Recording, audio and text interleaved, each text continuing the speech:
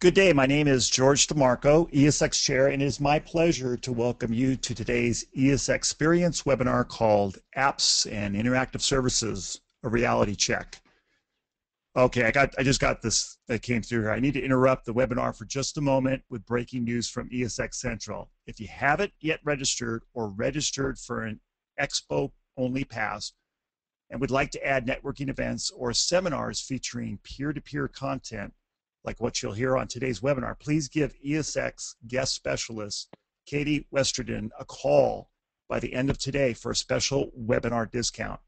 You can reach her at 508-618-7856. Just let her know that you were on today's webinar and she'll give you the details on a great special. Again, the discount is only good for webinar attendees who call today by 5 p.m. Eastern Standard Time. Okay, now back to our webinar, Apps and Interactive Services, a Reality Check. We have a great event today featuring Jim Boots of ASG Security, John Loud of Loud Security Systems, George Hevia of NAPCO Security Technologies, and Michael Pope of Audio Video Interiors and Safety Technologies. Today's webinar is sponsored by NAPCO Security Technologies, and we thank them for their sponsorship. During the webinar, we'll ask our panelists, all of whom are presenters in the brand new Mobile Apps and Interactive Services seminar track at ESX, to deliver a reality check on the apps and interactive services market for the electronic security industry, including what's actually selling, what's truly being used by customers, what's delivering value, and what's growing their businesses. Today's webinar is being recorded and will be available for viewing this week on esxweb.com. And after comments from our final speaker today, we will then open the floor for a short Q&A session. So to submit a question at any point during the presentation, just click on questions in the webinar window, type in your question, and we'll have our panelists answer it at the end of the Q&A part of the webinar.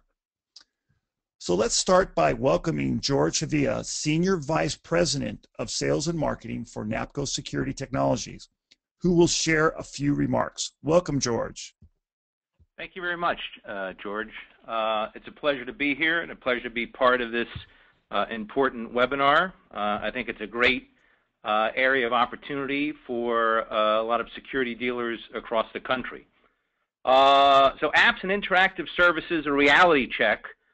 There's a lot of hype out there, a lot of people advertising and marketing these products.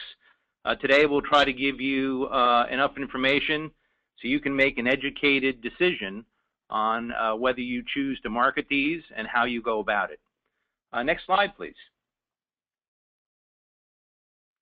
So this is a mouthful, but the main idea here and the thing that we want to remember about these apps and interactive services is that it's a product area that generates incremental recurring monthly revenue.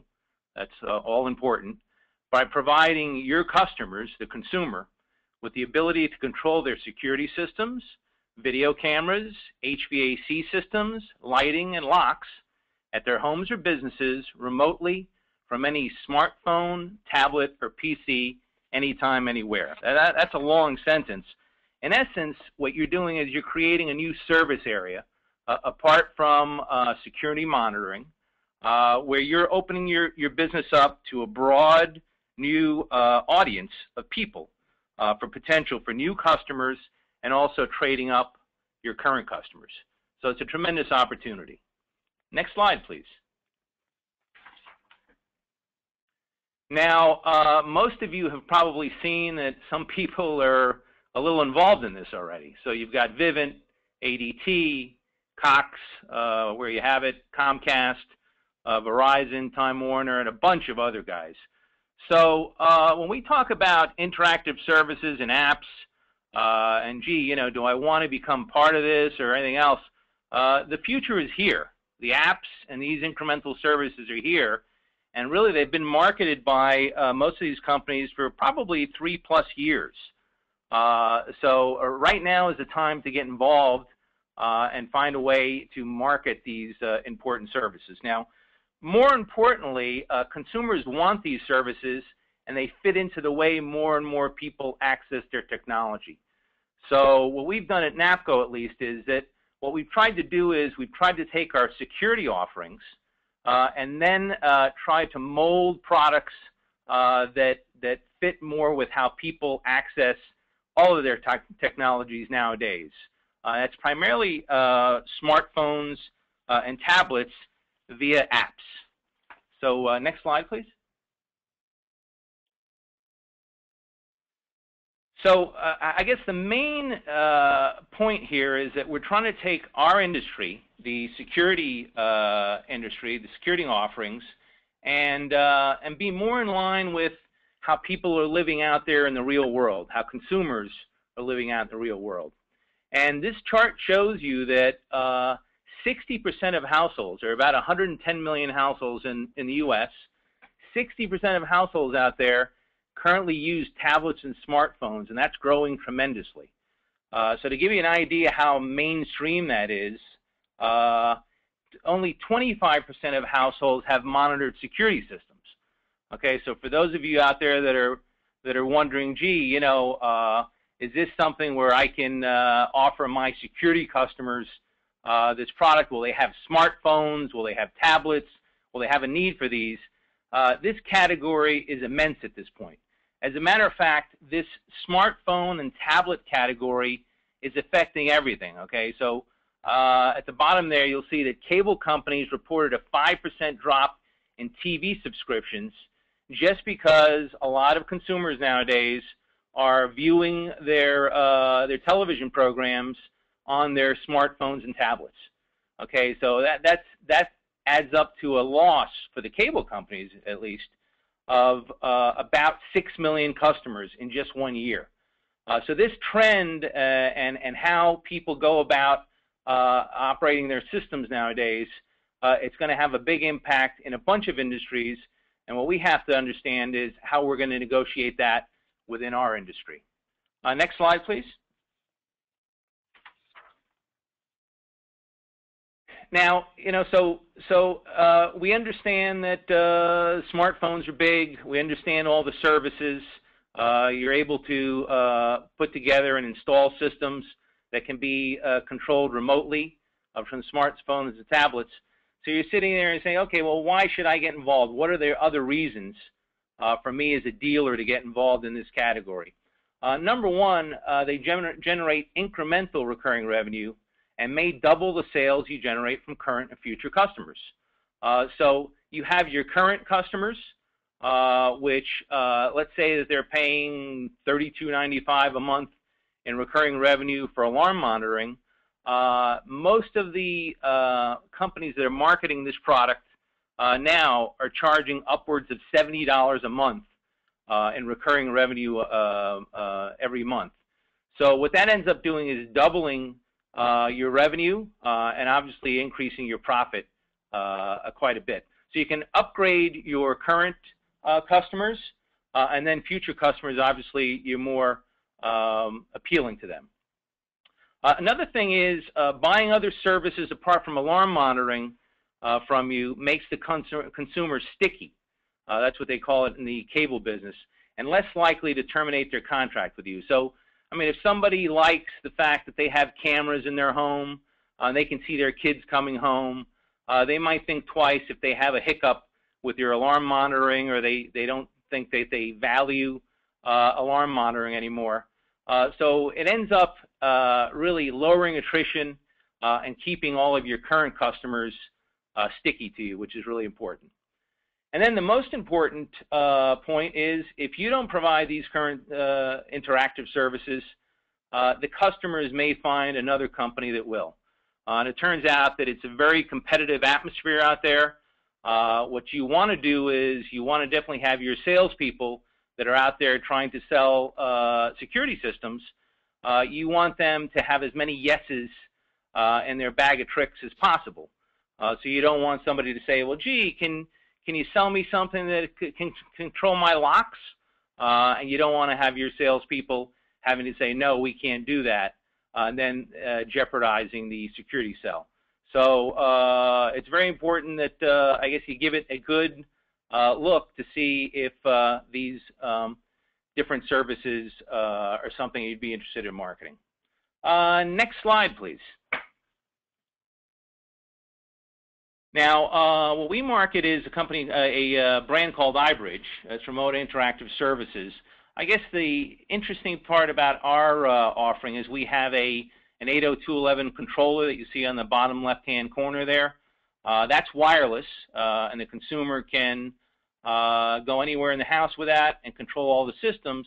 And then, obviously, more importantly, they can control their systems via any Android or iPhone kind of system. Next slide. Thank you. Now, I just wanted to cover that, you know, a lot of these interactive services, and we'll get into later on in the webinar which ones are selling, which ones are very wildly popular, and which ones, you know, aren't as hot right now. But what led to iBridge was real consumer focus group qualitative research that we did. And this was 10 years ago, to give you an idea, back when tablets and smartphones were not as big a deal. And what consumers told us, and these were consumers that were alarm system users or they were pondering buying an alarm system, we asked them, hey, listen, if there was anything we could give you that you could do, what would it be as far as a security system? And the number one thing people said was, hey, we want to see our homes. We want to know what's going on in our homes when we're not there via video. And number two, we want to be able to control our security systems remotely. So that gives you an idea that this was a long time in coming, and people are really genuinely interested in having the ability to control these systems. And next slide, please. And then finally, so let's say that you've made your decision. You want to go forward and compete against all the other companies that are offering these services. You want to offer your consumer that you have right now a trade up in what they're able to control. You want to expand and broaden your horizons. So what do you look for when you're choosing a remote interactive services partner? And these are really important things as you get into this segment of the business that are very important to look and make sure that the products do these things. Number one is broadband IP products can get very complicated. Okay, so the system's got to be easy to install. You want to be able to remotely service it, so you want your installation and service people to remotely be able to diagnose and service the systems. You want full remote functionality, so there are a lot of things out there like thermostats, and you have apps that control certain parts of thermostats. You want to make sure that all your apps control everything on the systems. The next thing is Z-Wave devices should be easy to enroll. The system should be capable of running scenes either automatically or manually. A scene would be, let's say that one of your customers is coming home. In the driveway, they can use their iPhone to actually unlock their lock, disarm their intrusion system, bring up their lights, and bring up their thermostat. Okay, so you want somebody to be able to run those manually. You have to be able to provide free apps for Apple or Android products. And then finally, and what we've seen is that the video offering is probably the most powerful part of all these remote interactive services. And two things for video. Video must deliver a good frame rate and resolution, because essentially we've come to live in a video-centric country, and people have high expectations because they have their 1080p plasmas and everything at their house. So it's got to get good frame rates and resolution. And then finally, you want a product that records video 24/7 and plays it back to people as a service. So that's about it for me. Once again, I thank you for being able to be part of this webinar, and I'm going to hand it back to George.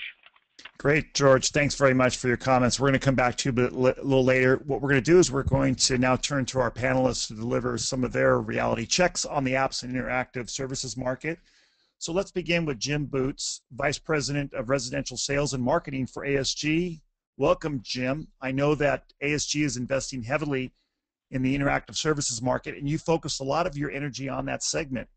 What can you tell us about what you're seeing from ASG's perspective? Yeah, thank you, George. Number one, ASG appreciates you being a part of the call to share ideas with others in the industry. And good afternoon, everyone. Yeah, and we are devoting residentially, 99.9% of our focus and concentration to this particular technology. And as I was looking at the title of the call, that tagline, reality check, really sort of jumped out and to me and got me thinking about the road we've traveled to get where we are today. And so what I thought I'd do just to be authentic to that title is, and keep it real, as they say, start with a brief timeline of when we started selling interactive services, kind of where we are today, including some sales results, and what we see in store for the future of the technology. And it was interesting as I was listening to George from NAPCO, a lot of our just real research and sales results align with all the bullet points that he had and with their consumer research. So I think we're all on the same page. So at ASG, we rolled out our current interactive solution to our sales force in April of 2011. And immediately began managing our way through the technology adoption cycle, which is inevitable really anytime you launch a new product to your sales team. For me personally, it's the second time I participated in a company-wide launch of interactive solutions, and the adoption cycle of that technology inside the sales force was identical to what I experienced previously. So just keep in mind, if you're planning to offer this technology, or if you are already in the early launch phase, you will not see overnight success. If you do write a book, you'll make $1 million. It does take a few years to totally immerse the sales team in the strategy, and it takes a real commitment to stay focused during that time. For us, any new rep, like you said, George, we're really staying focused on this. Any new rep that we hire is immediately exposed to the sales process that we created for interactive systems. So unlike our tenured reps, they only know one way to sell. We don't have to guide them through the technology cycle.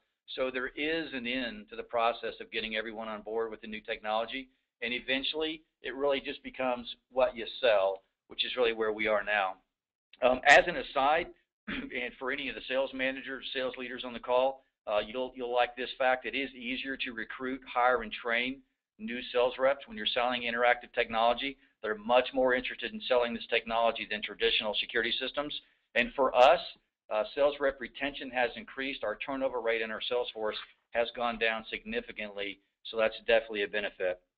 So we're 2 years post-launch, and the reps that have bought the technology since its introduction, and you guys know who those reps are in your own sales force, we've got them now. We are almost at 100% acceptance within the team, so we feel like the hardest part is over, thank goodness, and our current challenge is just to continue working with all of our reps to sell deeper into the interactive service menu, again, which, as I said, is our current challenge, and create more value beyond just the remote control that interactive services provide, which was one of the two things that George from NAPCO said, hey, this is the two things we've heard that people are really interested in, and we're finding the same thing. So we feel like the ability to sell deeper into that service menu is really where the next incremental revenue opportunity is for us. Next thing I want to talk about is sales results. Since our rollout, we have experienced month-over-month improvement in the total number of interactive systems installed each month without fail. Year-to-date 2013, we're at 125% of our interactive system budget, and that's a reflection, I believe, of my comment earlier that we have buy-in now from all of our sales force. I mean, like I said, 100% adoption pretty much across the board, which was a difficult place to get to.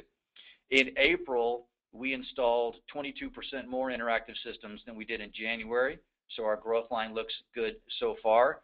And as you would imagine, that trend has had a significant impact on our RMR, and not necessarily a byproduct that we didn't necessarily anticipate, but something that we didn't really think a ton about. It has also had a material impact on our install revenue, since obviously customers have to purchase the devices that provide the solutions, door locks and cameras, lighting modules, for example. And this is something else that we really sort of thought of on the fly and really understood. It's made us retrain some of the old school methods of system design, which kind of as an industry we had gotten away from in the last several years, which has actually been received very well by our sales team. So in terms of what's selling and creating value for our customers, if you look at our overall results in terms of each potential service as a percentage to total sales, for ASG you'd see that video and energy management are in double digits. Almost 40% of every sale, interactive system that we sell has one of these services. For us, our sales force and customer demand, the energy management took off right away. I mean, almost from the beginning. It continues to be a bestseller. And again, there were challenges that we had to work through there in terms of licensing and learning a little bit about HVAC and what the code was in each state. But we pretty much worked through all that. So that's definitely a profit for us now. Customers love the notifications they receive when the thermostat is changed by someone on site. They're saving money. So again, probably one of the top sellers since the inception of this service. As I said, video was probably number 2. Took a little longer to take hold. I think a lot of that was just because of the sales reps learning video and how that worked with an interactive system. We are now receiving a lot of requests from some of those early video sales to add additional cameras and more video storage post-sale. So that's a strong indicator that video is being used and creating value as well. You go down the rest of the list there. I talked about selling deeper into that interactive service menu. Lighting control, locks, those kind of things. Lighting control is probably third in terms of popularity and value for customers. It's about 15% of our sales. We're starting to get more requests and questions from customers about remotely controlling door locks, which we're pretty excited about. So that's a service we expect to sell more of over the next few months. But really, as George mentioned, the ability to remotely control their system seems to resonate most with customers right now. And I think just their existing mobile technology, smartphones and tablets is driving that, where they're looking for ways to leverage that investment in technology they already have. So that's driving a majority of buying decisions. And I think it's up to us as a company and as an industry to learn how to sell deeper into that and take advantage of that portfolio of services. Having a free app, I know app was one of the words in the title. Having the free app for mobile devices is crucial, and I know NAPCO talked a little bit about that. The provider of our back-end solution, as a matter of fact, told us that about 70% of all connections to their service were through a mobile device, not a PC or laptop. That app also keeps your company and your service top of mind, sitting right on the home screen of their phone, so it's visible at all times as the customer is viewing that phone. So again, keeps you top of mind and helps with referrals and retention as well. The desire to stay connected, which is really kind of what's driving all of this, has definitely allowed us to increase our close rate on new opportunities by several percentage points. And when we compare our attrition rate for customers with traditional systems compared to those with interactive systems, again, there's a several percentage points difference in the favor of those with interactive. They like that technology. I think George used the word sticky. They're sticky. They stay with you, which is obviously what it's all about. So what does it hold for us, the future hold for ASG? I think based on the comments I've made today, it's no secret we're pretty excited about the future of technology. It's been a tremendous addition to our business over the last 2 years. We're very happy with where we are now, but I think the good news for all of us is that most customers are in the early majority phase of the technology adoption cycle. I think that's evident when you look at all the telecom and cable companies. There was a slide up there earlier that showed all of those guys that are just now getting into our business. If they believe that there's customer base to be earned, then they're in it, and they are in it. So I think that's good news for all of us. There's a lot of room left to grow for all of us by offering these interactive systems, and we're looking forward to the future. George, I'll turn it back over to you. Thanks very much, Jim. I really appreciate your insights. And now we're going to go and turn to John Loud. He is president of Loud Security Systems. And John, you're going to love this, the official ESX underwear model. And if you don't know what I'm talking about out there, you need to experience that. But what are you experiencing in the interactive services market from your perspective? Is that pertaining to underwear, or are we talking about apps and things, George? I'll let you take it from here. Yeah, thanks for the reminder, and delighted and honored to be here to get to share, and I'll certainly share some insight from the Loud Security perspective based in the Atlanta marketplace, and maybe some will be helpful, or certainly be open for some questions or things down the road here shortly. And Jim, great presentation there. I've really got great respect for the folks over at ASG, many of your cohorts, and lots of giggles and laughters, and certainly tremendous learning opportunities from Joe and many of the others on your team there. So great regards and respect. loud security, we were kind of a slow adopter that got into the new platform not too long back, but relatively a very early adopter to automation in the residential space. Gentleman Ron Davis, that we're all probably well familiar of, was on his tours back in the 90s talking to us about stickiness, talking to us about central vacuum and intercom and theaters and things of that sort, of low voltage full platform, and we adopted to those low voltage services and leading us into the builder market, which certainly left a very low attrition factor because we were more than just the security aspect. So I certainly understood the stickiness from very early on. But that also led us on to platforms such as HAI, Home Automation Incorporated. We became an HAI dealer back in the late 90s and have been very involved with automation. And to me, that level of automation in a far more expensive home than what we have these opportunities for today has really been the change. So many of us remember looking at industry trends or magazines or the talk or the buzz that was happening in the 90s about how automation is here, automation is now, today is the day. We've watched that for 10 years as it slowly developed to be far more of an economical solution that can be a platform for every residential application, and certainly even more so for some light commercial. We ended up deploying some HAI platforms with 30-plus thermostats in some commercial settings where they were looking for that full energy management to be able to manage their facility or their plants, but not very often. Certainly it was because of the cost factors of what it would take to get that product installed in there and then implemented or whatnot. And we didn't have apps back then. But as this was all developing with the different manufacturers that got in 3-5+ years ago now, we're watching from an HAI perspective, kind of almost chuckling, like we've been able to manage thermostats and been able to manage lighting control systems through these years. But I think we saw some of the changes when Pulse came out with ADT, and some of those homeowners started asking us, do you provide those type of service? Well, our answer was absolutely we do, but here's the platform we're using. Well, that platform was not as economically obtainable by the common everybody out there compared to what we all get the benefits of today.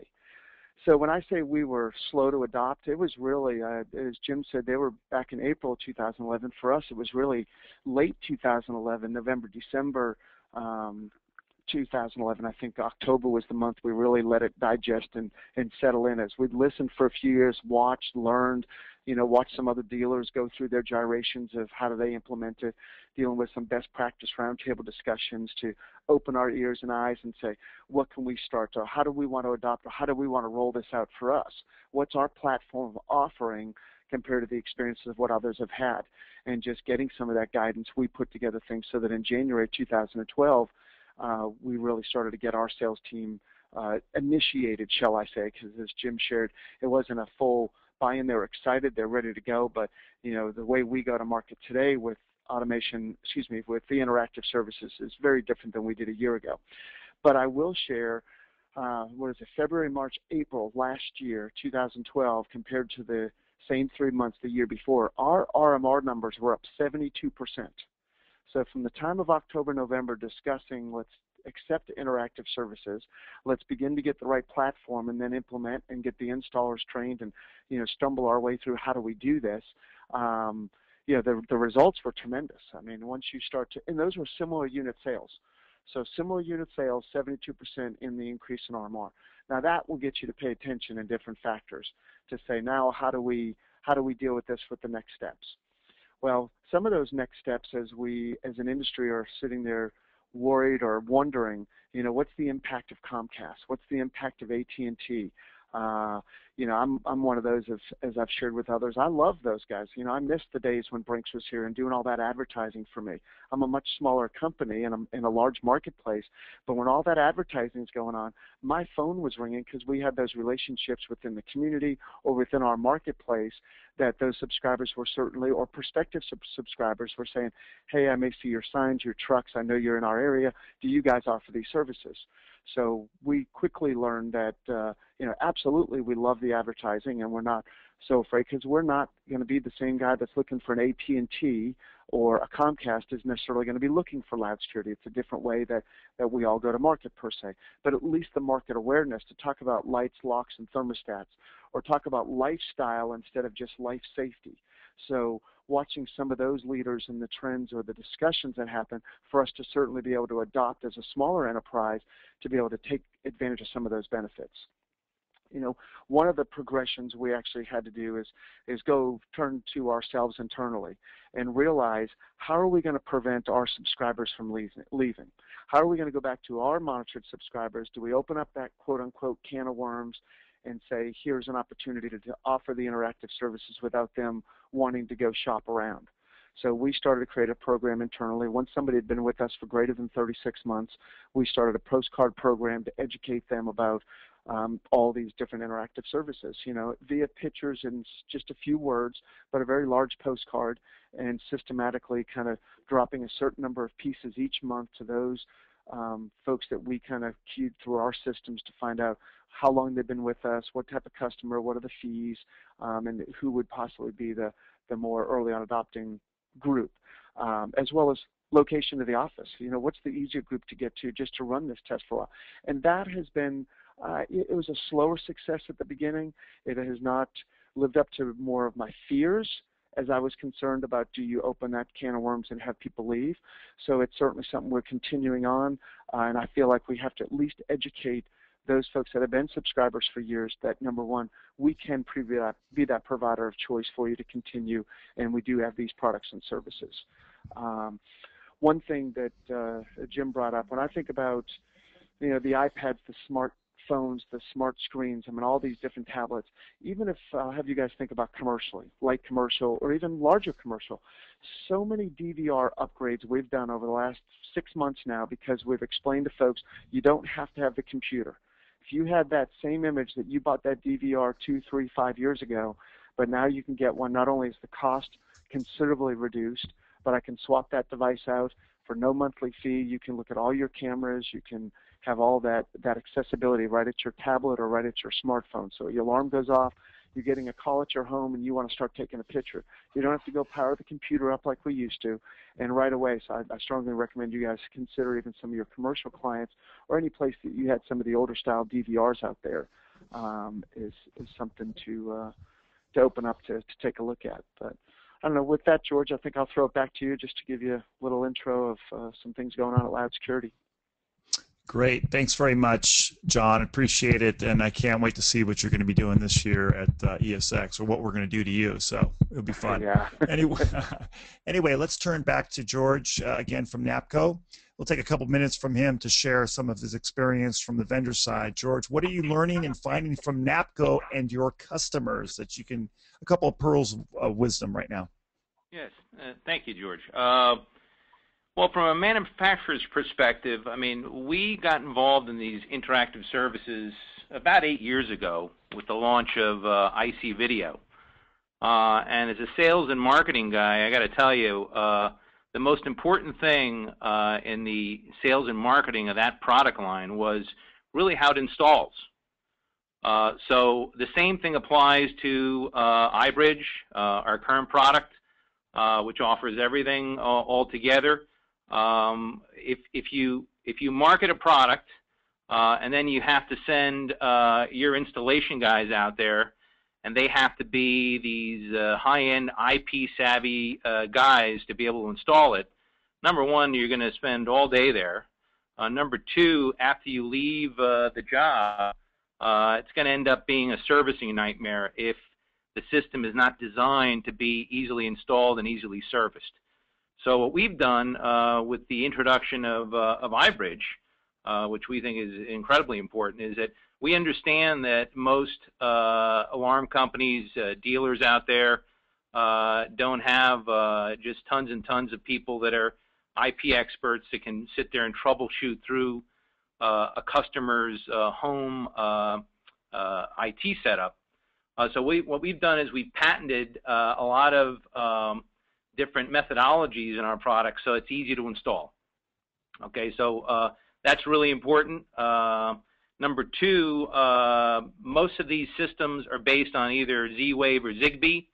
It's important that you decide upon a system where the Z-Wave has a fair amount of coverage in terms of distance. So that was very important to us in developing a product that, again, is trouble-free.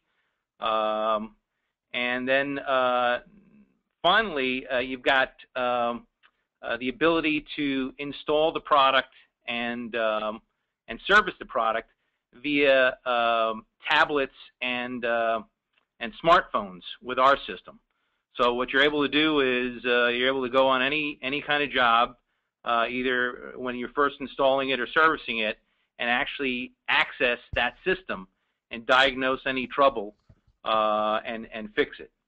So that's very important from our standpoint. As in any new product, and this is a new product area for consumers, you want them to have your installation people leave there and the thing to work like a charm, them to be able to access the stuff remotely and have no problems with the product. So that's first and foremost, and that's probably the most important thing that we've seen in the product being well marketed and well sold. The next issue is you don't want to get into, as a dealer, into a lot of these services and end up killing all that incremental RMR that you're making with increased service calls now that you've gotten involved in people's HVAC systems, lighting systems, locking, things that traditionally have not been an intrusion dealer's sort of purview.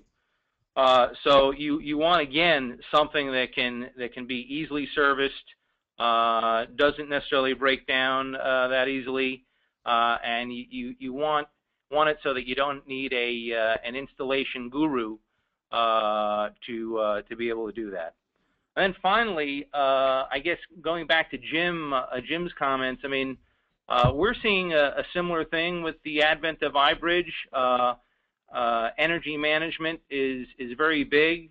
However, and maybe it's a little tainted because we were marketing IC video 8 years ago, and it's gone very well. We have tens of thousands of installations across the country. Video we see as sort of the sleeping giant out there. I mean, a lot of people are very video-centric. It's a very visual society now with the advent of Facebook and things like that. So the capability of giving your customers the ability to, number one, look at clips that are event-based. All right, so if anything happens at your home, you can take a video clip. You can go live and view live video at any time. And really importantly, and this is the first question that we get asked once we have a dealer that starts marketing our iBridge or IC video product, more importantly, 24/7 recording is the first request that they get from their customers. So people want to know what's going on around in their yards.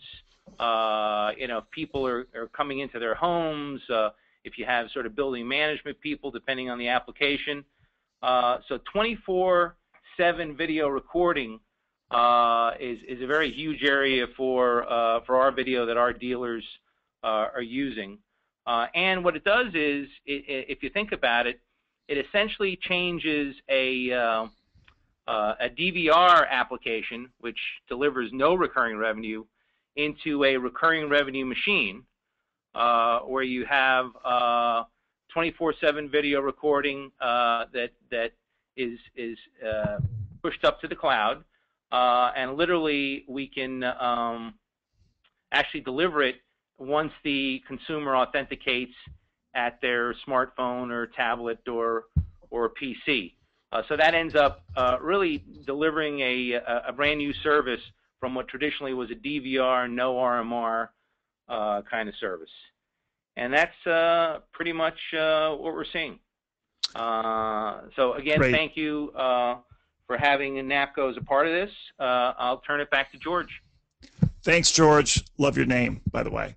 Anyway, let's go to, we're going to go finally to, we've got the Pope with us, Michael Pope, that is. He's president of Audio Video Interiors and Safety Technologies. Michael, you've got a slightly different background coming from the custom electronics side. How are you seeing interactive services landscape from that perspective? Very similar to what everybody has spoke on earlier, with a couple twists. We do some large scale audio video systems where we use things like Crestron to automate all the functions in a house. And one of the continual battles that a custom AV integrator has is that you do a six-figure custom automation system, and then for some reason the owner thinks that you should be providing service for free forever.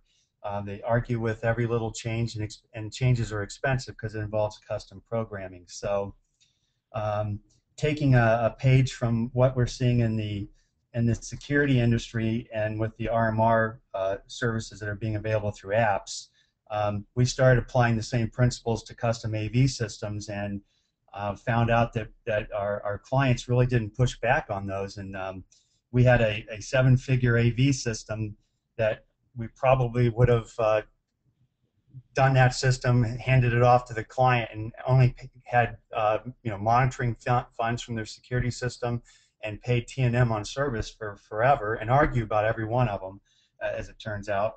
And we actually convinced that client to pay us $20,000 a year to maintain their services online, do preventive maintenance, and now when they call us, we just go out and fix it, and they're actually happy. So we've actually been able to raise our RMR on both sides of the equation, both from the custom AV side and also from our security offerings like everybody else. I agree with John. I think the more money that the utility companies and communication companies and the national security companies pump into the airwaves, the better it is for all of us. I think a lot of companies out there a lot of people out there would rather deal with a local company that they think would have better service, and that in fact usually does have better service, than having the cable company, for example, come out and secure their home. So we're seeing that a lot of a good follow through from all the advertising is happening. Another interesting thing is we used to have our security systems integrated with our control solutions so that the client can use them all in one operating system. But now that they're using apps to run both of them, we can use our security-based app programs with all the revenue that's tied to it, and it's seamless. They don't really get the fact there's two different systems working there. So that's been a very good point of view as well. And we're doing a couple of different little things with apps that aren't necessarily dealing with recurring revenue, but just in better taking care of customers, which also goes to stickiness. And I concur very wholeheartedly on the fact that the more things you do with a client, the less likely they are to make a change. But we're doing all of our techs have iPads and iPhones, and so does our salespeople. So when we finalize an installation, we do a Q&A on an iPad where the client actually hits a button, goes out on an internet site, and answers a very simple question on how we did. Basically, the question is, would you recommend our company to your friends and neighbors on a scale of 1 to 5? And we translate that to stars, like all the rating systems on the social media, and we're gathering social media reviews as we do this, and also instant feedback. Every time someone fills one of those out, I get an email on my desk within a minute, and it tells me how I'm doing out in the field. So that's kind of an instantaneous gratification, how we're doing. And if we get anything, a 3 or lower, then I'm on the phone trying to figure out what went wrong. The other thing is we're using iPad and iPhone-based apps to collect funds on service calls right there on the spot. So we're swiping cards for down payments, we're swiping cards for service calls, and we're doing all those functions right on the iPad and iPhone. So those are just some other ways that the apps and people's adoption of the apps have been increasing our ability to do business. One nice thing about taking credit cards with the iPhone and iPad apps is the fact that in order for them to get the receipt, they have to give you their email address. So if you don't happen to have that, that's just another way to get that email address, which is extremely important. One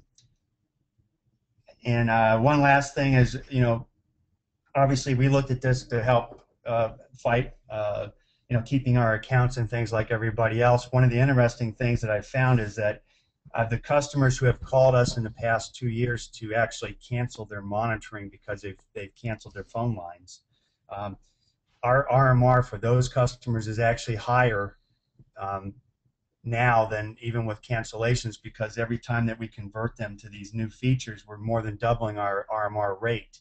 And we also found out most people aren't canceling because of the money. They're canceling because the standard old monitoring wasn't relevant. And once you show them the new features, you get to upgrade their equipment. So we're making revenue on the installation side.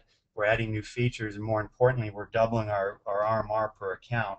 And most of our clients are choosing our remote control solutions, which we get to charge the most for monthly. So it's all been really good for us. We've been real excited about it.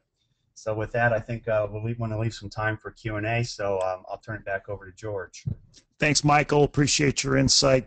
Great discussion, everyone. And at this point, we're going to open up it for questions and answers. So use the chat window and to send in your questions, and we'll try and get to as many as we can. First of all, I just want to make sure everybody's aware that you'll be able to review this webinar in the next few days when we post the video, a link to be able to review it. So just be aware of that. And I want to start it off with a question for Jim Boots. There's a question that came in, and it's a very interesting question. And it says, what percentage of your overall system sales is interactive versus traditional alarm? And I would assume that there's probably a big impact on this, but I don't know. Can you take that and give us a quick answer on that, please? You bet. 70%. Wow. And is that a result of because of interactive services that you see a huge people want to control their systems, correct? Yeah, and it's also just in the approach that you use, your business model. And so one of the things that we when we rolled this solution out in April of 2011. And it's actually something that I learned back in 2005, 2006 with another organization. From the very beginning, we knew that we had to lead with interactive services on every new sales opportunity, and we had to demo interactive services on every single opportunity. That's how you sell interactive solutions. And so we did that from the very beginning.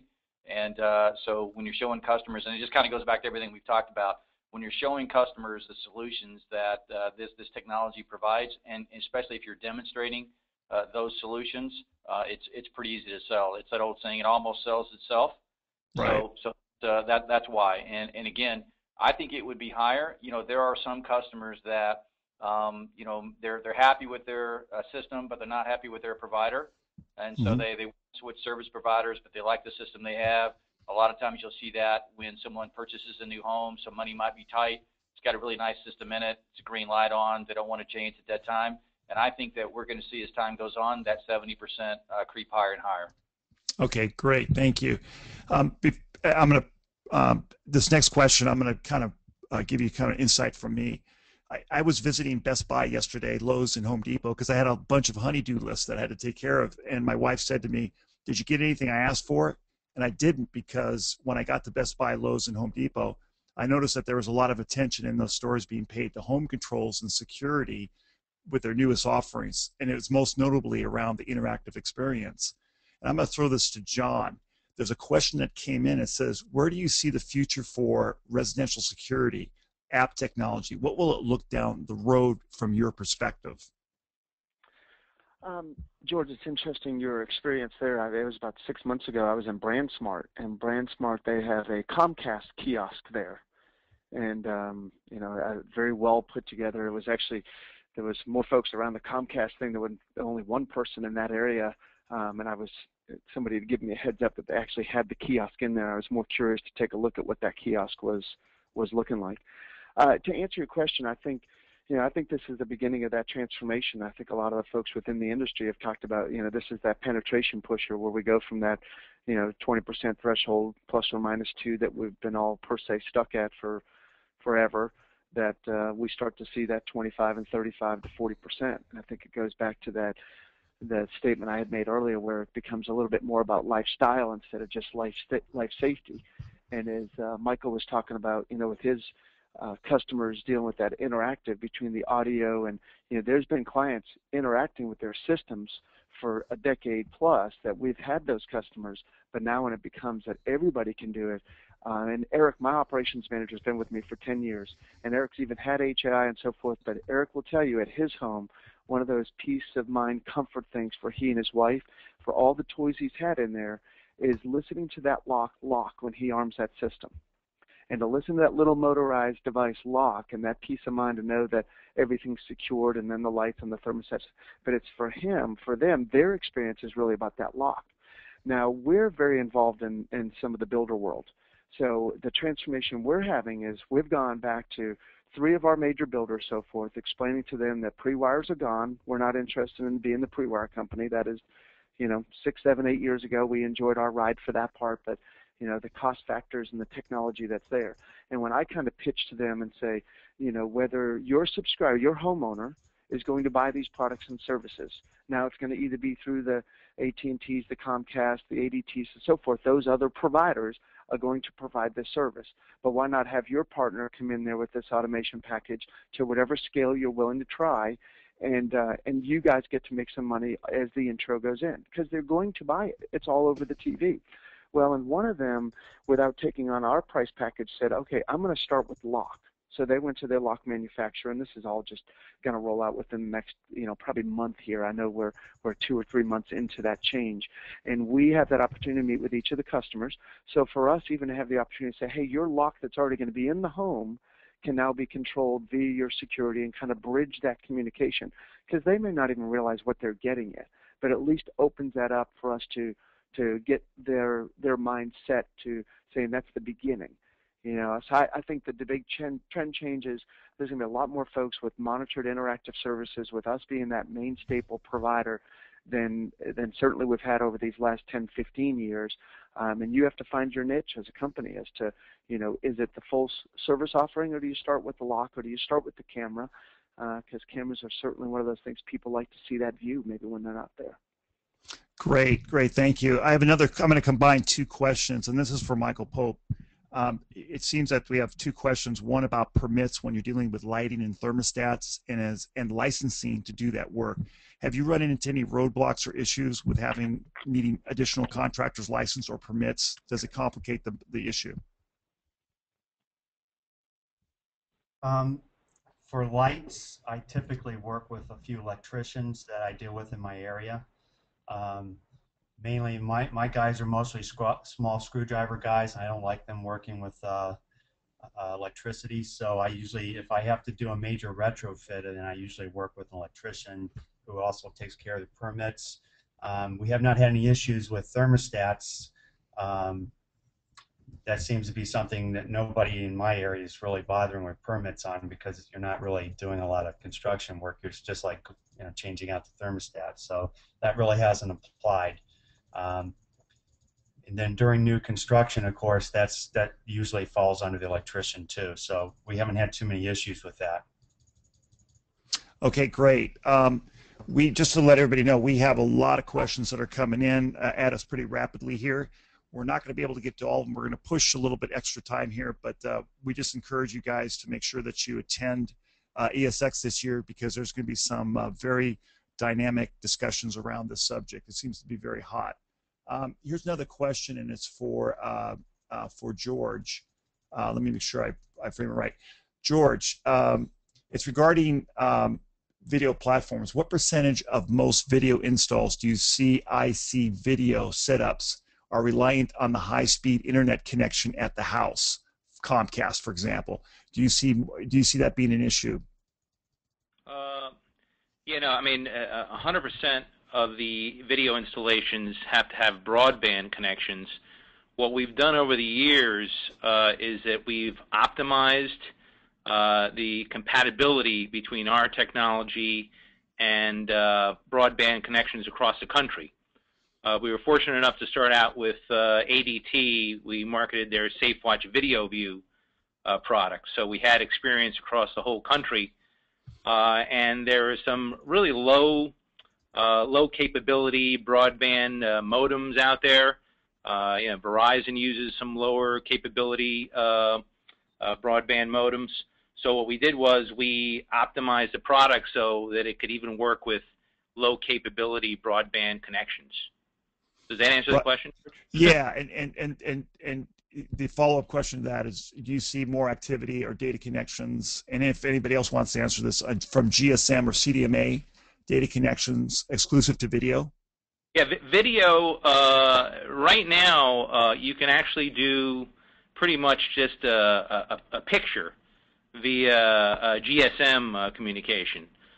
Really for any kind of, as I was saying before, resolution or frame rate that you need, you would really need to use broadband. Right now, the technology is not there on a GSM standpoint to give you any video clips, or definitely not 24/7 video recording and live viewing. So I don't know what anybody else's comment on that is.